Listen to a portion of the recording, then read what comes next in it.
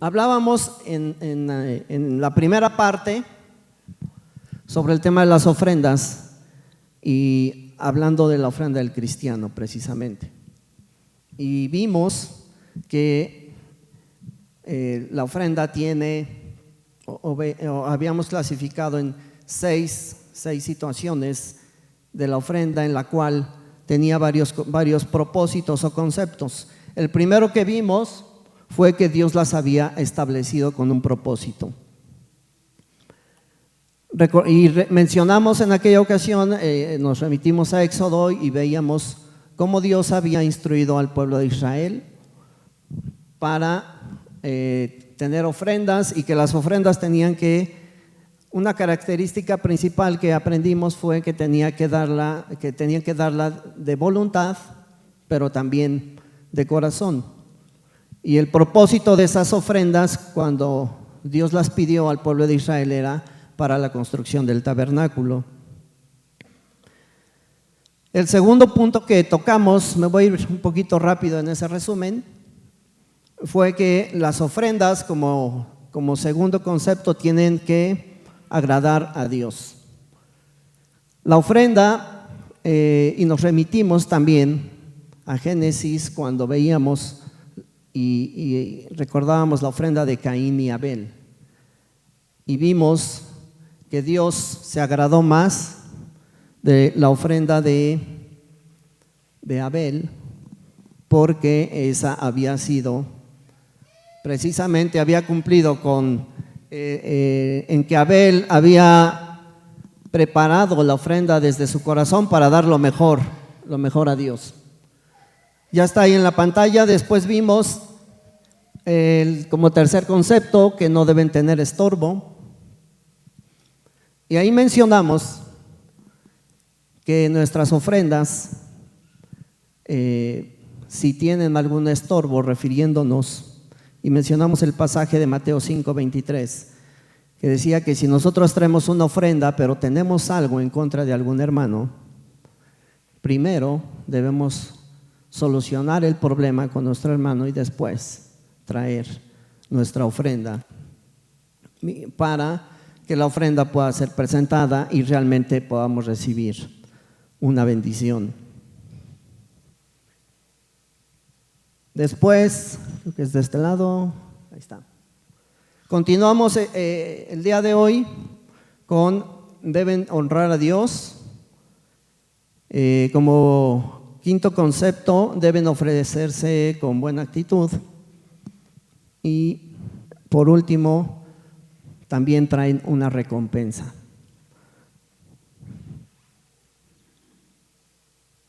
Ok. Vamos a profundizar en estos tres conceptos donde dice debe de honrar a Dios. Primera de Crónicas 29:14, si alcanzan a ver el texto, voy a leer para ustedes. Dice, hablando en tema de honrar a Dios, significa, o dando un sinónimo, podríamos decir que el honrar es reconocer o enaltecer algo. Aquí en esta parte de la escritura, el rey David le habla al pueblo ahora para la construcción del nuevo templo, y empieza el rey David en todo el capítulo a decirle al pueblo qué es lo que tienen que traer para la construcción del templo. Y pide, bueno, ahí va mencionando el libro todas las cosas que también va pidiendo para la construcción del templo. Y llega a esta parte donde dice el 29:14, porque ¿quién soy yo y quién es mi pueblo para que pudiésemos ofrecer voluntariamente cosas semejantes? Pues todo es tuyo y de lo recibido de tu mano te damos. El rey David, después de que ya tiene todos los elementos y está dispuesto a la construcción y a ordenar el templo, el pasaje menciona que el pueblo ha traído oro, ha traído piedras preciosas y trae muchos elementos para poner el templo de una manera majestuosa. Y llega un momento en que el rey David reflexiona y dice, bueno, ¿y nosotros quiénes somos o qué características podríamos tener para regalarle algo a Dios que en teoría pues es lo mejor que podemos dar? Si todo lo que hemos traído es de Dios.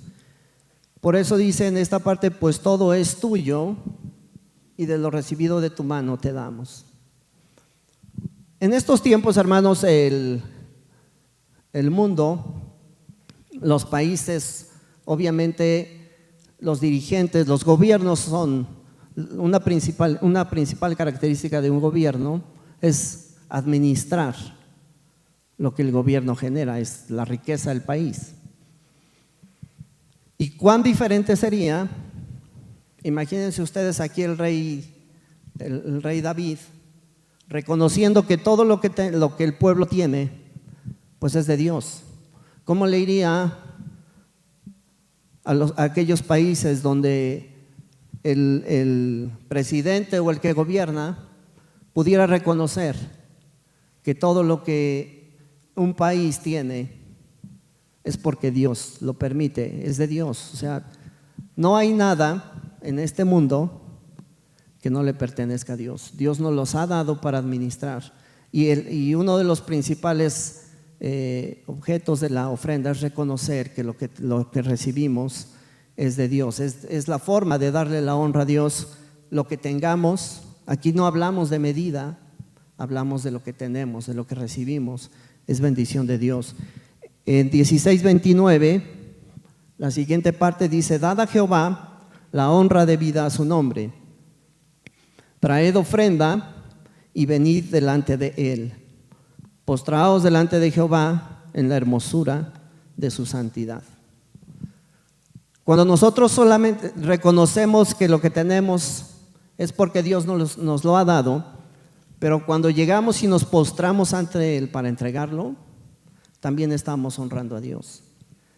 Muchas veces, recordando un poquito, hay muchas pues religiones o creencias que las personas que practican esa religión tienen tanta vehemencia por llegar y reconocer a un ídolo, a un santo, a un personaje, y llegan y se arrodillan y hacen sacrificios en forma de agradecimiento. Y no es raro que aquí en la palabra de Dios nos dice que nos debemos de postrar delante de Dios para honrar. Cuando nosotros hacemos alguna ofrenda, realmente podemos reconocer, y ahorita vamos a ir viendo las demás actitudes en el proceso de la ofrenda, pero sí es muy importante que nuestras ofrendas puedan venir y nosotros postrarnos ante Dios, reconociendo, insisto, en su grandeza y en su poder. Proverbios 3:9 dice: honra al Señor con tus riquezas y con lo mejor de lo que produces. Entregar nuestras ofrendas o entregar nuestros bienes, al pueblo de Israel era demandado precisamente para entregar un porcentaje de lo que recibían. En este momento no estamos relacionando la ofrenda con el diezmo.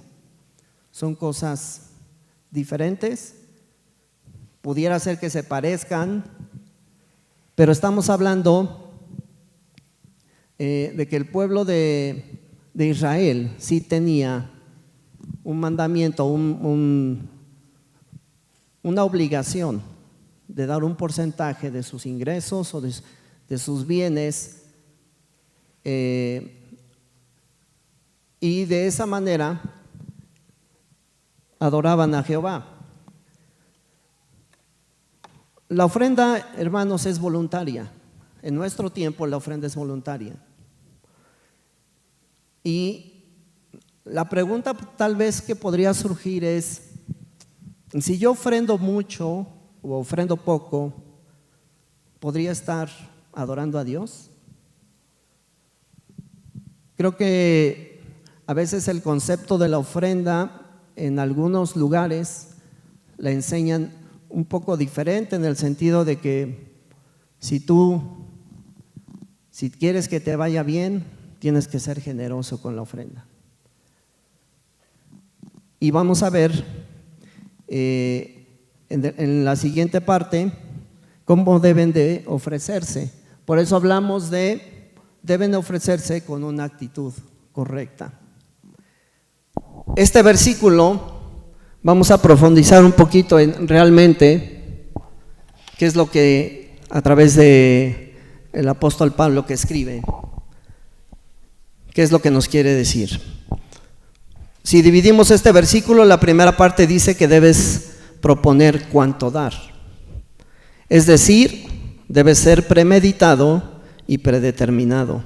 Esto se hace de corazón y de manera voluntaria, no como algo impositivo.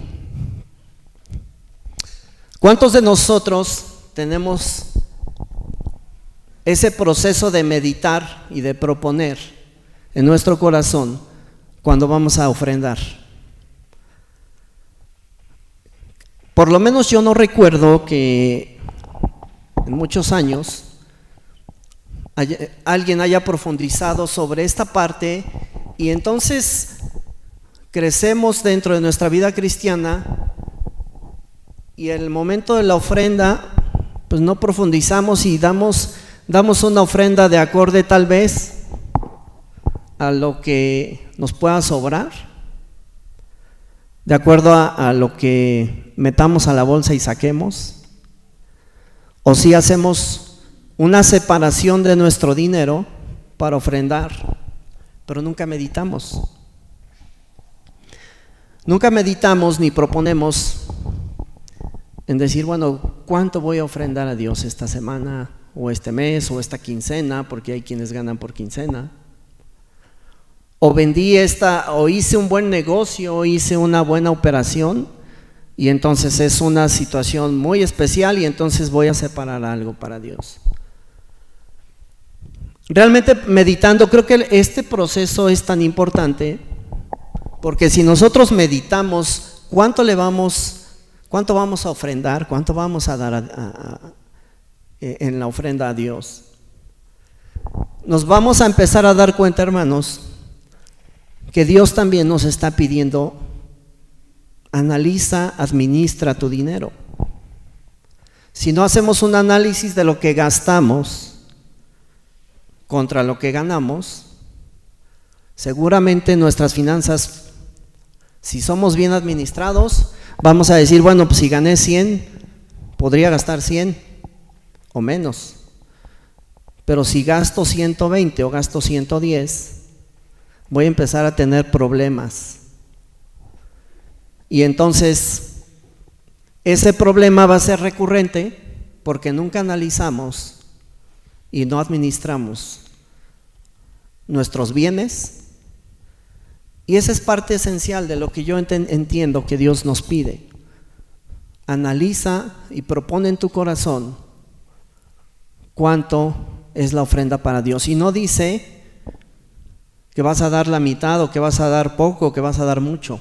Dice: analiza en tu corazón, porque seguramente si nosotros nos metemos a analizar y resulta que de nuestros ingresos hay muchos gastos que podríamos evitar porque somos gastalones, por ahí esa palabra que dice, es que yo soy muy gastalón,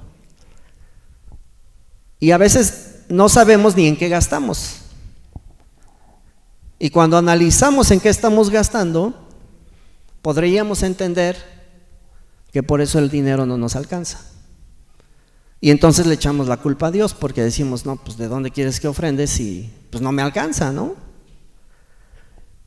Entonces, y eso, aparte de generar un problema financiero, pues nos genera un problema en casa, nos genera un problema con los hijos, nos genera un problema para pagar la renta, nos genera un problema para muchas cosas, porque no estamos analizando los bienes que Dios nos está dando.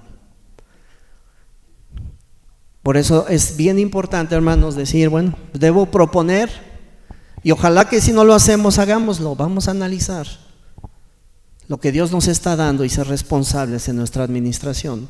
Y entonces sí, proponer para dar nuestra ofrenda. Y más adelante vamos a ver, habla ahí de la recompensa. ¿Qué viene después? ¿Sí están conmigo? Muy bien. El siguiente punto es no con tristeza. Es decir, dar con reservas o remordimientos, lo cual puede revelar una actitud de pesadumbre o solo por el deber de hacerlo, sin gozo. También hay personas que probablemente cada 8 días o cada vez que reciben su ingreso, sin ningún problema cumplen con entregar la ofrenda. Y a veces, si lo hacemos dudando, si doy o no doy, pues también estamos fallando. Porque no hicimos el primer paso. ¿Sí estamos de acuerdo? Si no hicimos el primer paso, seguramente en el segundo, que es no des con tristeza, porque si damos con tristeza es porque estamos dudando. Si ofrendas y dudas, porque ese dinero te hará falta, pide fe a Dios, para que en tu día a día no te falte la fe. O sea, no pongamos nuestra fe en ese dinero. Debemos poner nuestra fe en Dios. Y de esa manera, imagínense, hermanos, dar una ofrenda con tristeza o así como dando el dinero y queriendo jalarlo, ¿verdad? ¿Cumplo o no cumplo? Eso no es bendición.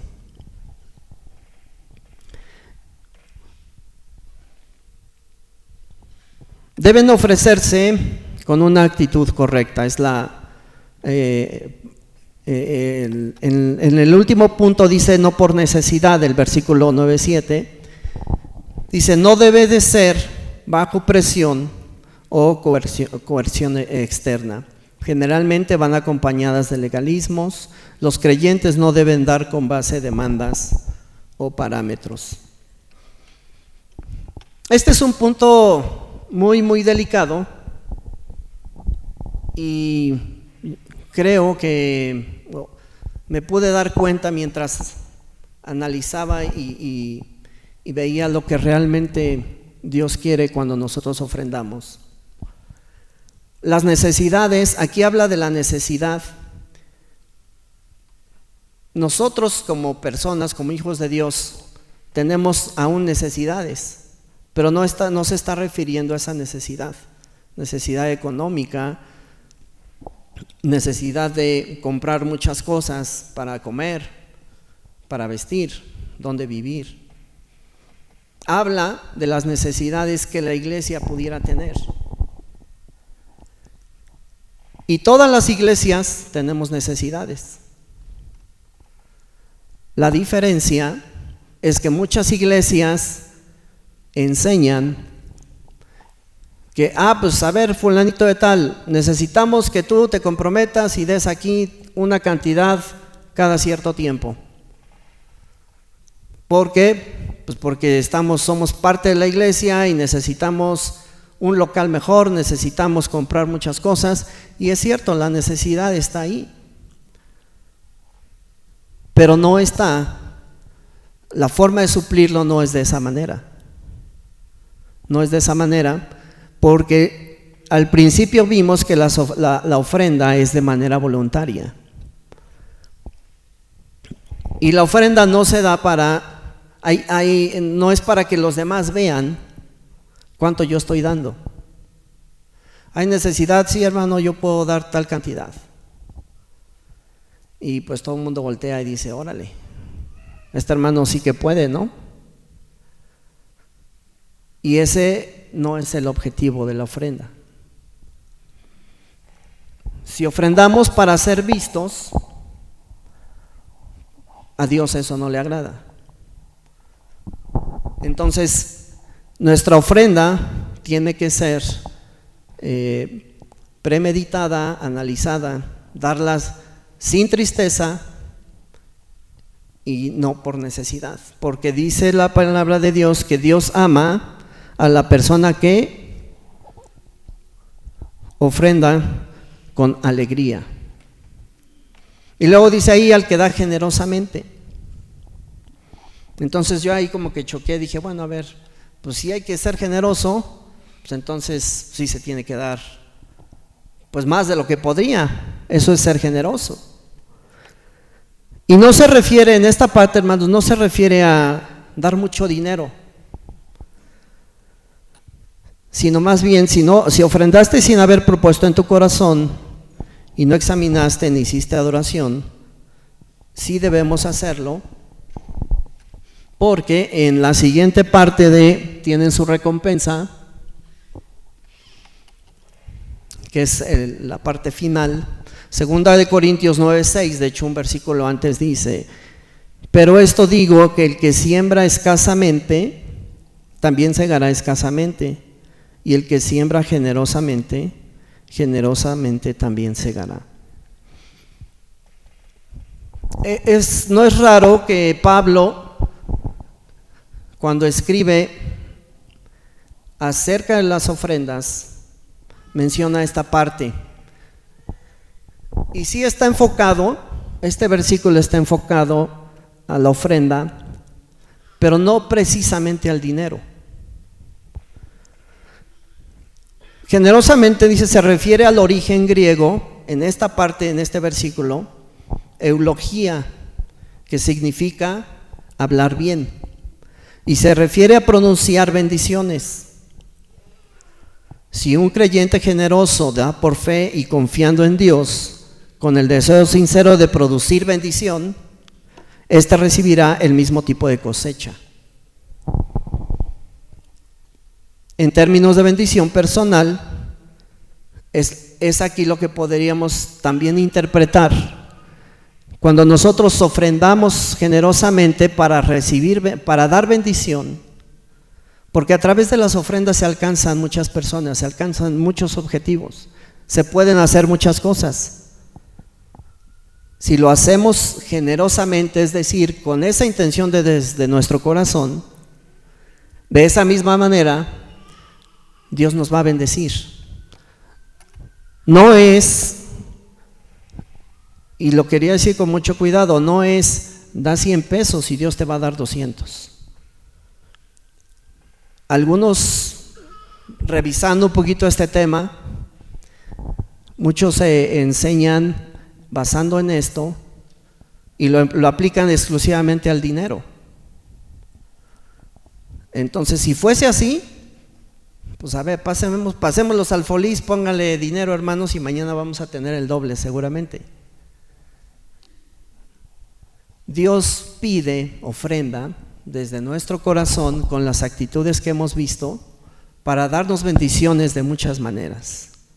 Una de ellas sí es el medio económico, pero no lo es todo. Proverbios 3:9, ya se fue, creo que ya no, ¿verdad? Bueno, Proverbios 3:9 dice: honra al Señor con tus riquezas y con lo mejor de lo que produces. Entonces Él llenará tus graneros y tus tinajas se desbordarán de buen vino. Sí, el resultado de ser fiel a Dios puede ir relacionado con la prosperidad, con la satisfacción, con la bendición.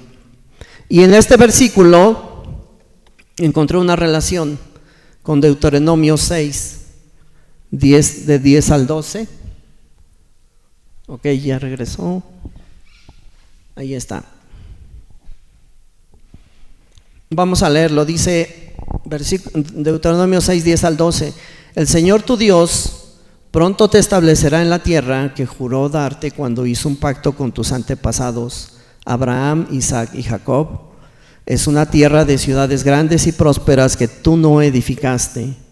Estamos hablando de la bendición que Dios, después de que el pueblo de Israel entregó sus ofrendas, les dice: encontrarás casas muy bien abastecidas con bienes que tú no produjiste. Sacarás agua de cisternas que tú no cavaste y comerás de viñedos y olivares que no plantaste. Y en el versículo 18 también dice: haz lo que es bueno y correcto a los ojos del Señor para que te vaya bien en todo.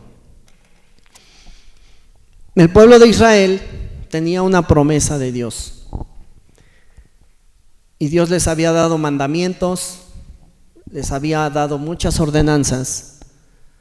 Y también les había dado una promesa de una tierra prometida. Todos conocemos la historia. Y aquí Moisés habla de la nueva tierra donde iba a llegar el pueblo de Israel y todo lo que iban a encontrar. El pueblo de Israel fue bendecido por la promesa de Dios. Y me llama la atención que dice que vas a recibir, en el versículo 11 dice: encontrarás casas muy bien abastecidas con bienes que tú no produjiste, sacarás aguas de cisternas que tú no cavaste y comerás de viñedos y olivares que no plantaste. Nosotros, hermanos, hoy la mejor ofrenda que podemos tener a nuestro Dios es nuestra propia vida. Sí, todos los días hay afanes, todos los días tenemos problemas, todos los días enfrentamos dificultades, enfrentamos pruebas, y hay una recompensa también. Ya somos hijos de Dios, Dios nos ha dado muchas cosas, muchas bendiciones, la forma de vivir del cristiano. Y encontré, la verdad, algo maravilloso cuando yo hacía esa similitud de decir: bueno, Dios le preparó al pueblo de Israel una ciudad, una tierra que ellos no tenían, y Dios la tenía preparada. Y a través de muchos años el pueblo siempre vivió con esa esperanza de llegar a esa tierra prometida. Hoy nosotros pasamos muchas situaciones, y si hoy estás pasando un problema, recordemos esto, hermanos: Dios también nos ha prometido a nosotros una tierra nueva. Nos ha prometido estar en un mundo totalmente diferente, y por eso nos remitimos a Apocalipsis 21, una nueva ciudad. En Apocalipsis 21, que es la lectura de hoy, dice: entonces vi un cielo nuevo y una tierra nueva, porque el primer cielo y la primera tierra habían desaparecido, y también el mar. Esto incluso podría ser una introducción hacia obviamente aprender un poco más de lo que la palabra de Dios nos quiere enseñar aquí. La palabra dice que habrá que esta tierra y el mar ya no estarán más. ¿Nos podríamos imaginar cómo será eso? Creo que no. Pero si nosotros en algún momento hemos visto qué tan grande es el mar, imaginémoslo sin agua. ¿Cómo va a ser eso? Y vi la ciudad santa, la nueva Jerusalén, que descendía del cielo desde la presencia de Dios, como una novia hermosamente vestida para su esposo. Oí una fuerte voz que salía del trono y decía: miren, el hogar de Dios ahora está entre su pueblo, Él vivirá con ellos y ellos serán su pueblo. Dios mismo estará con ellos. Dios nos ha preparado una ciudad. La mejor ofrenda que podemos dar cada día es la santidad de nuestra vida. No es fácil, porque cada día trae su afán. Pero si nosotros hemos tenido a Cristo en nuestro corazón y tratamos de vivir siempre para agradarle, Dios nos va a dar la victoria. Y aquí cerramos con algunas preguntas que dice: ¿qué hemos hecho nosotros para estar en aquella ciudad, en la Nueva Jerusalén? ¿Hemos cavado? ¿Hemos sembrado? ¿Hemos producido? Dios cumple su palabra y creo que es un excelente motivo, ¿no, hermanos? Saber que una ciudad nueva, que obviamente no conocemos, nos espera. Y creo que no es casualidad los tiempos que estamos viviendo. Se habla que viene una crisis otra vez. Estamos en una etapa de crisis. Los países más poderosos del mundo están sufriendo de una crisis. Y en la semana que analizábamos algunas cosas de esto, cómo va a impactar. Al final, hermanos, uno con la bendición de conocer al Señor dice, podemos decir, estamos en manos de Dios y Dios no nos abandonará. Puede ser que el mundo se ponga de cabeza, se pongan muy complicados. Estamos saliendo de una pandemia que regresa, que vuelve a haber más contagios, pero Dios tiene control de todas las cosas. Y entonces, en esta mañana, nuestra ofrenda al Señor, vamos a entregar nuestras vidas como olor fragante. Vamos a inclinar nuestro rostro, vamos a orar y espero que haya sido de bendición. Señor, te damos gracias porque en tu palabra podemos encontrar que tú eres el dueño de todo, absolutamente todo, y que todo lo que tenemos es por misericordia tuya, Señor. Ayúdanos a ser sabios, danos sabiduría para poder administrar todo lo que tú nos das, y también que nuestro corazón, Señor, pueda siempre analizar y poder, Señor, ofrendar a ti lo mejor de nuestra vida. Gracias porque podemos estar en este lugar. Y Señor, tal vez venimos porque sabemos que es domingo y deberíamos estar acá, pero que nuestra convicción, Señor, de estar reuniéndonos, Señor, que no se pierda y que, Señor, tú nos ayudes en nuestros momentos de flaqueza, de debilidad, y que podamos, Señor, confiar siempre plenamente en ti. Bendice a cada uno de mis hermanos, Señor, dale sabiduría en sus hogares, en sus trabajos, en las actividades que tienen. Y Señor, ponemos nuestra vida en tus manos en esta semana y gracias por este tiempo. En el nombre de Jesús. Amén.